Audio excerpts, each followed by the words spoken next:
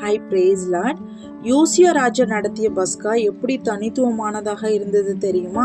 2 நாளாகவும் 35:6 ரீட் பண்ணியிருக்கீங்களா? பஸ்கா ஆட்டுக்குட்டி அடித்து உங்களை பரிசுத்தம் பண்ணி மோசையை கொண்டு கர்த்தர் சொன்னபடியே உங்கள் சகோதரர் செய்யும்படி அவர்களுக்கு அவைகளை ஆயத்தப்படுத்துங்கள் என்றான்.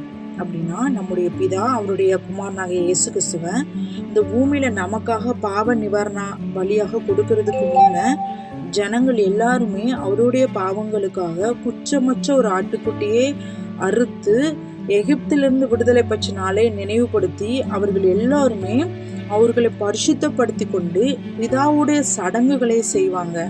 பாவமற்ற நிலையில அதற்காக ஒவ்வொருவருமே எல்லோருக்காகவுமே சட்டப்படி பஸ்காவை சுத்தமாக செய்யறதுக்காக உதவி செய்வாங்க.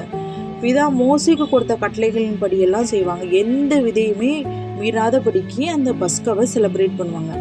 இது போல நாமும் நம்மளுடைய பஸ்காவை எப்படி செலிப்ரேட் பண்ணோம் தெரியுமா? நமக்காக அடிக்கப்பட்ட ஆட்டுக்குட்டியாகிய இயேசு கிறிஸ்துவை நினைவுல கூர்ந்து நாமும் கிறிஸ்துவின் ரத்தத்துல பரிசுத்தமாக்கி பிதாவுக்காக நம்மளை தனியா பிரித்தெடுக்கணும். அப்படின்னா பாவத்துல இருந்து நம்மளை தனியா பிரித்தெடுத்து பிதாவோட கட்டளைகள் எல்லாவற்றையும் பின்பற்றி கிறிஸ்துவில நாமும் தினமும் நம்மளை நினைவு கூர்ந்து தூய்மையான ஒரு வாழ்க்கை வாழணும்.